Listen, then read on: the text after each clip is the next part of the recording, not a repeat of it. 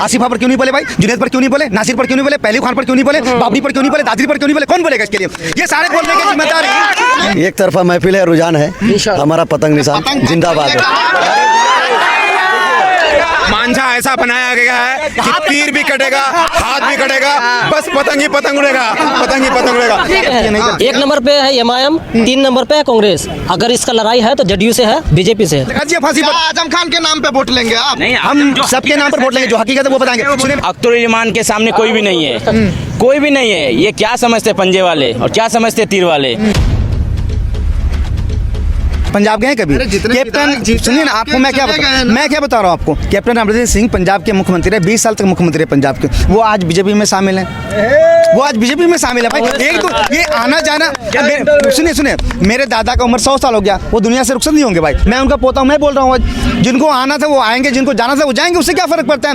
वो बेईमान थे, वो 4 गद्दार थे, वो बेईमान थे। अब हम बेईमान नहीं है। अब हम क्यों आए इतनी देर से? आप पूछे हमको कि आप कहाँ से आए?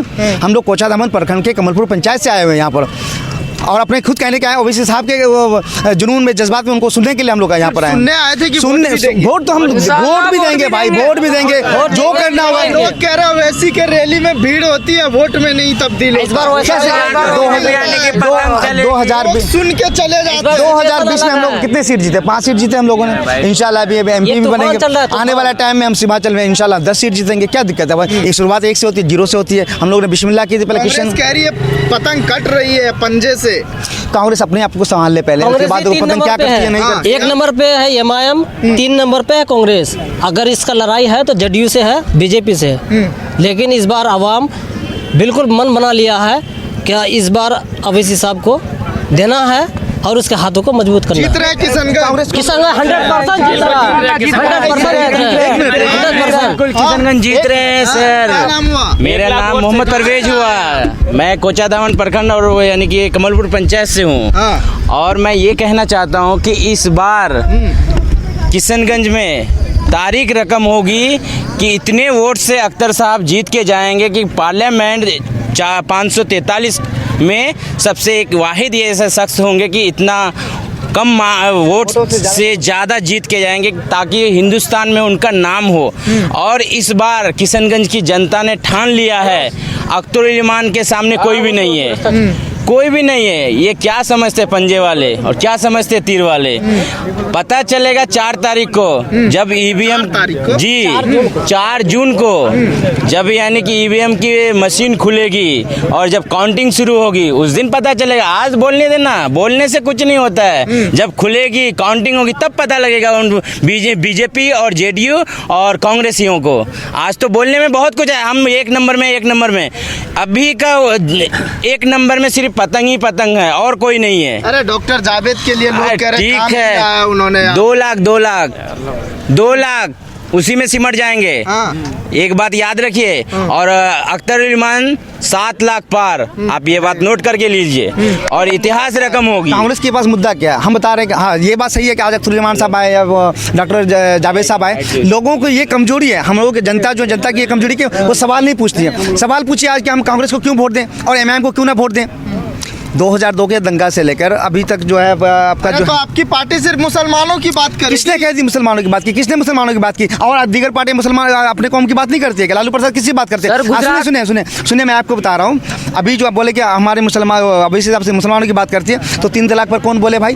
क्या शाहनवाज हुसैन मुसलमान नहीं थे क्या? क्यों नहीं बोले? मुख्तार अब्बास नकवी मुसलमान नहीं थे क्या? ये आपका मास्टर मुजाहिद मुसलमान नहीं थे क्या? क्यों नहीं बोले 3 तलाक पर भाई? आसिफा पर क्यों नहीं बोले भाई? जुनैद पर क्यों नहीं बोले? नासिर पर क्यों नहीं बोले? पहलू खान पर क्यों नहीं बोले? बाबरी पर क्यों नहीं बोले? दादरी पर क्यों नहीं बोले? कौन बोलेगा इसके लिए? ये सारे बोलने के जिम्मेदार हैं।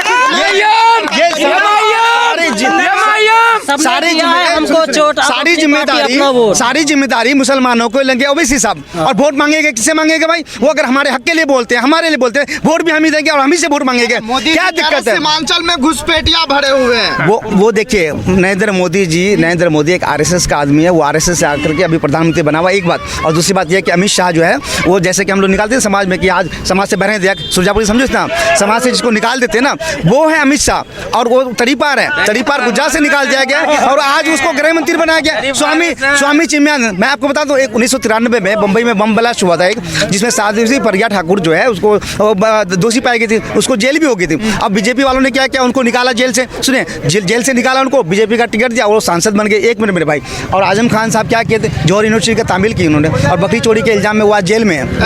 वो आज बकरी चोरी के इल्जाम में जेल में है। अच्छा ठीक है, वो चोरी कर दिए। और राइफल में किसने चोरी की, राइफल में किसने चोरी की, जो 1,100 करोड़ रुपए का राइफल था वो 1700 करोड़ रुपए में मोदी लेकर के आए। और जो चीज जांच का विषय है, वो जांच का विषय है। बकरी चोरी के में आप अंदर कर दीजिएगा। और 1993 में बम ब्लास्ट में नरेंद्र मोदी जी को 2002 में गुजरात दंगों के वो दोषी पाए गए, वो आज देश के प्रधानमंत्री हैं। किस को झुटलाइएगा आप, सारे चीज को झुटला दीजिए भाई। सिपाही आपका है, कलम आपका है, मीडिया आपका है, दबा दीजिए सबको, लगा दीजिए फांसी पर। आजम खान के नाम पे वोट लेंगे आप? नहीं, हम सबके नाम पर वोट लेंगे, जो हकीकत है वो बताएंगे। सुनिए मैं आपको बताता हूँ, एक बात बताता हूँ। हमारे जो बिहार के थे, क्या नाम था उनका भैया, नहीं शहाबुद्दीन साहब थे, और उसके बाद जो आज मुख्तार अंसारी, उससे पहले देखिए किसी के अंदर इतनी हिम्मत नहीं हुई। राजद को हमारे मुसलमानों की वोट चाहिए, सपा को हमारे मुसलमानों की वोट चाहिए। आज हमारे मुख्तार अंसारी साहब इंतकाल कर गए, किसी के बाप में इतनी हिम्मत नहीं हुई कि उनके घर पर जाके पहुंचे। एक वाहिद असुद्दीन अवी साहब नहीं गए, बाद में गए, बाद में पहले हाथ तो बनाए ना। आज बोले ना अभी साहब ने खरकड़ी भर